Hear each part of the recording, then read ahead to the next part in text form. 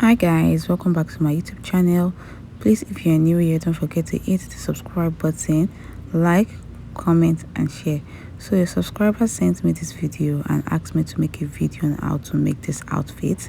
So here's the outfit I went ahead to make. Same thing, same replica, just with a different fabric, obviously. So please guys, if you are new here, don't forget to hit the subscribe button, like, comment and share. And if you're a returning subscriber, thank you so much for tuning in. So now I'm going to be showing you how to make this beautiful dress, and without further ado, let's dive right into the video. So this is the fabric I'm going to be using for this project, and I'm going to be taking all my measurements on my pattern paper for visibility. So I marked a straight line which will serve as my starting point. So for my shoulder to waist measurement is 16.5, but because I need half of an inch to join the shoulder part, which is the shoulder allowance, so I took 17 inches because I'm taking all my allowance with the measurement. Basically, it's basically like me taking my measurement on my fabric, just that I'm taking it on the paper for visibility. So now I'm taking my waist to hips measurement, which is 9 inches. So I'm just going to go ahead to draw a straight line, and for the length of the dress I'll be using 39 inches. So instead of taking 39 inches, I'll have to add half inch to sew it up at the upper part, like I said, for the shoulder, and 1 inch to hem the lower part. So I'm going to mark 40.5 inches because I need half inch to join the shoulder part, and I need 1 inch to hem the lower part. So that's 1.5 plus 39, that's what, 40.5 inches. So I marked 40.5 inches for the full length, and I went ahead to use my straight ruler to connect the lines like so. So the next thing I'll be doing is taking my standard neckline measurement, which is 3 inches, and my shoulder measurement, which is 16 divided by 2, so I'll mark 8 inches. So from that 8 inches point, I'm going to come down by 1 inch. So I'm just going to go ahead to use my straight ruler to connect the shoulder to the neckline. So for the armhole is the bust divided by 6 plus 1.5. So 40 divided by 6 plus 1.5 is 8.5 in this person's case. So I marked 8.5 inches. So I'm just going ahead to take this my shoulder measurement back on my chest line, just for straight, just to get a straight line. If you know your hand is going to be straight, you can just do that. So now I'm going to take my bust measurement, 40 divided by 4, that's 10 inches. So I'm just going to go ahead to add half inch for ease and 1 inch for the sewing allowance. So the next thing I'm going to do on the armhole is determine the midpoint and come in by 3/4 of an inch. Then I'm just going to go ahead to use my armhole core to connect it like so. So after connecting it, I'm going to do my standard neckline measurement, which is 3 inches by 3 inches. So that was just what I did on the neckline. So the next thing I'm going to do is to take my waist measurement, 32 divided by 4, that's 8 inches. But because I want my waist to be free, I'll add 2 inches extra, then add 1 inch for the sewing allowance.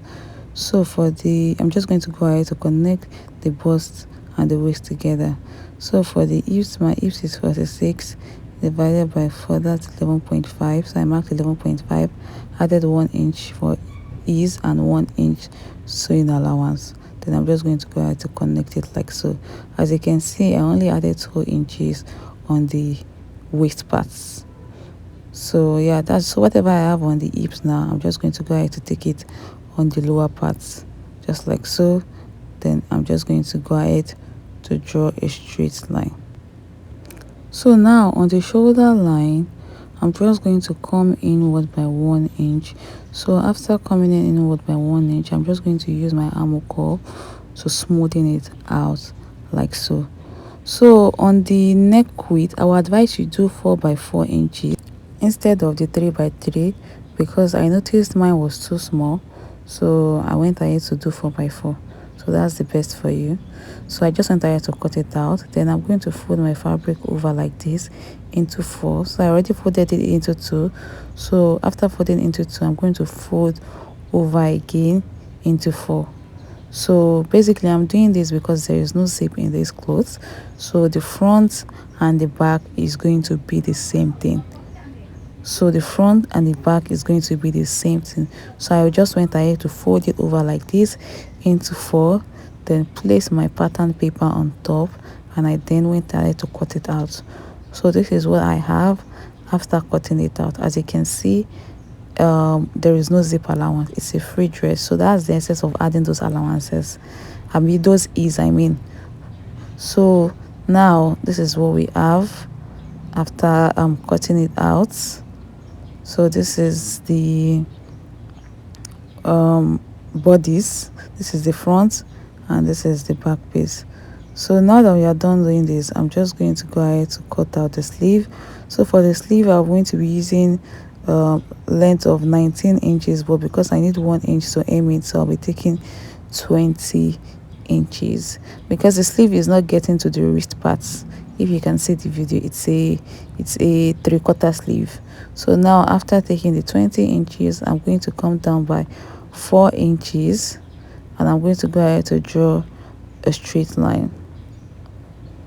So the next thing you're going to do is, on this 4 inches, I'm going to mark 8.5 inches, which was the armhole, our armhole measurements we took on the bodies. And if you remember, I took ½ inch for ease, so I'm just going to add the ½ inch for ease.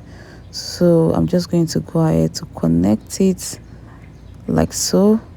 So after connecting it on this wrist part, you can just go ahead to just draw a straight line, but for me I don't want it that big, so I took 16 divided by 2, that's 8 inches. So I took 8 inches on the lower part, but you can as well just draw a straight line if you want. So now I'm just taking my allowances, 1 inch sewing allowance, then I'm just going to go ahead to draw a straight line. So now I'm just going to go ahead to determine the midpoint of this point, then mark it. After marking it, I'm just going to take my curve, my armhole curve, so give it like this S shape. So I'm going to give it like an S shape for the armhole part. Like I said, if you want, you can just, instead of taking 8 inches on the lower part, you can just go ahead to draw a straight line.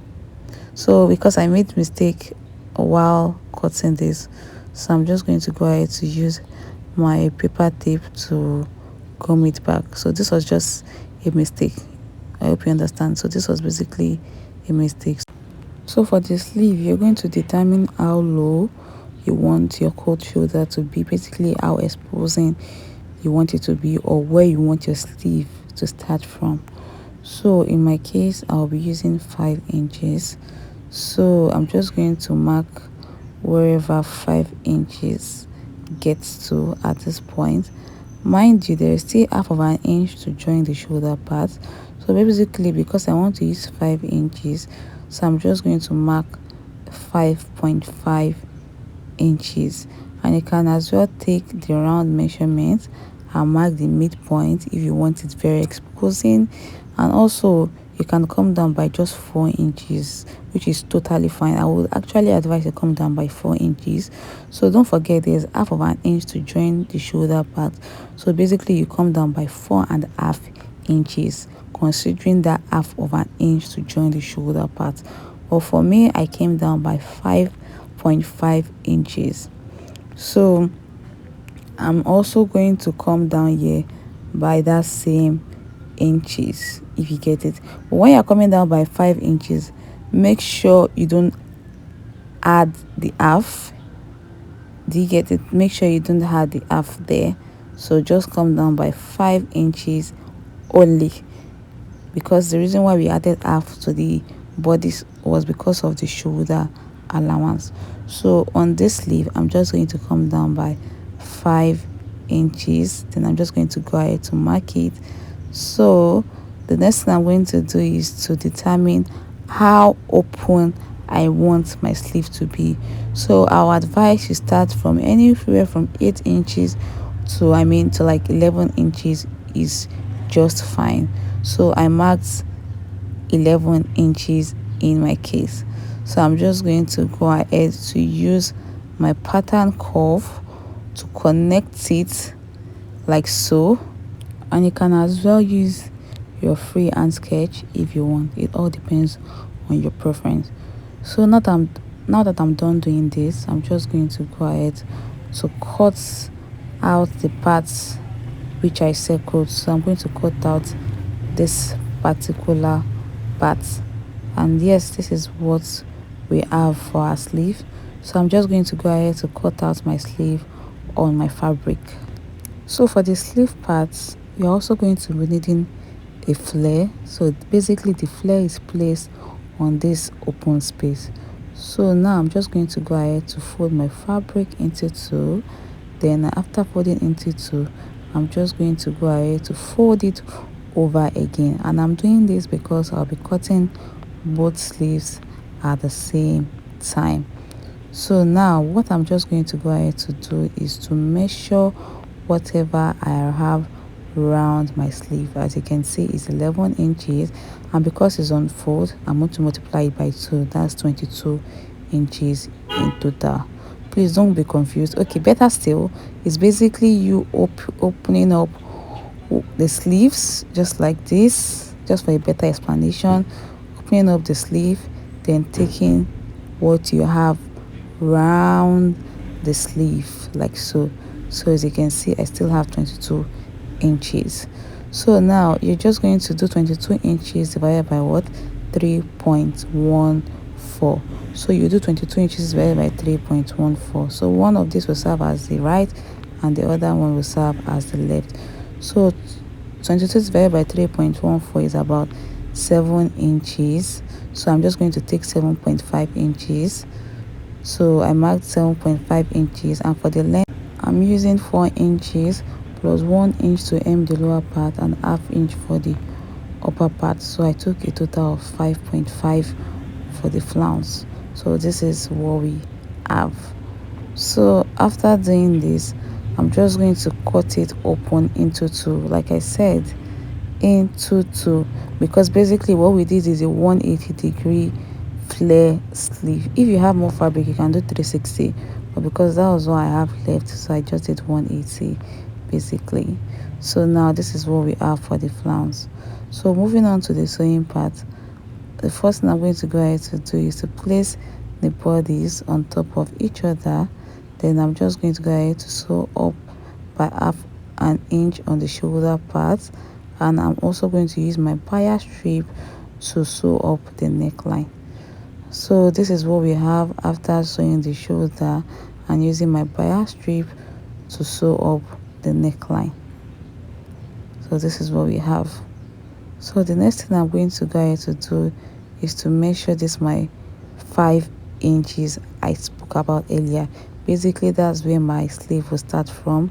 So I'm just going to go ahead to notch that part. So I'm just going to go ahead to notch that part. So I'm also going to do the same thing for the other side.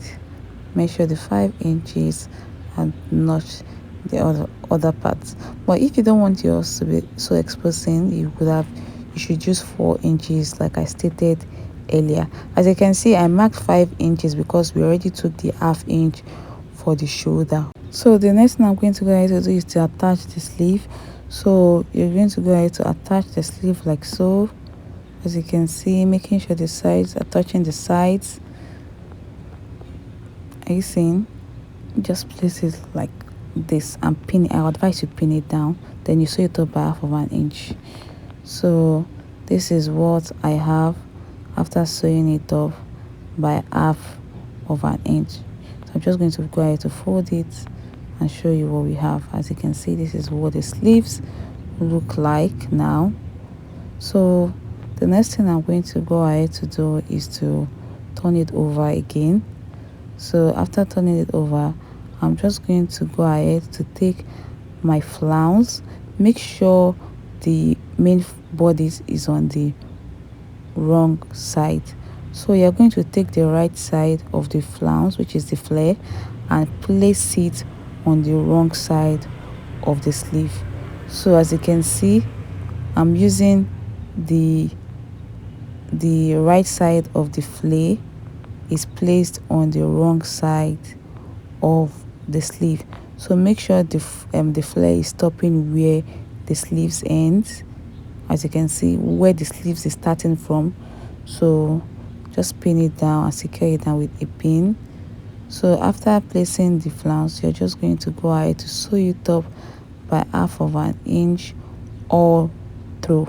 So I already went ahead to sew it up by 1/2 inch. So by the time you turn it over, you'll be having it on the right side. So can you see the importance of sewing on the wrong side? So as you can see, so by the time I turned it over, I'm going to be having my flounce all out, or my flare all out. So for the other part, I'm just going to go ahead to use the bias strip to hem the other parts of the armhole. So I'm going to do that for both sleeves. So this is what we have after hemming the other parts of the armhole. So now I'm just going to go ahead to open it up. Then I went ahead to cut out a strip of about 2 inches on fold. Then I went to sew it up by 1/2 inch. So this is the strip. Then just sew it up and iron it. Basically that's just it. And you can as well just do a belt loop. So in that case, your belt is going to be detachable, basically not sewn together like what I'm doing. But for me, I want my belt to be sewn together. So I'm just going to place the belt on my waistline, then turn the other side over just like so, then place it properly. And I'm also going to go ahead to do the same thing for the other side. So take the other strip, place it on my waistline, then cover it up back with the like the back or the front, whichever way. So after doing this, I'm just going to go ahead to sew it up by 1 inch from the sleeve down to the hem of the dress. Also, I'm going to go ahead to do the same thing for the other side. Sew it 1 inch to the lower part. So this is what I have after sewing it up by 1 inch. So I'm just going ahead to turn it over for you to see what it looks like. So this is what I have now. So this is what I have. As you can see, the flounce has already been done. The rope has been attached. Everything is check. So the next thing I'm just going to go ahead to do is to hem the lower part by 1 inch. So after hemming the lower part, this is what we have. So if you enjoyed watching this video, please don't forget to hit the subscribe button. Don't forget to like, comment and share. Please, that's the only way you can support me. Please subscribe, like, comment, do every good things. So see you in my next video, and bye.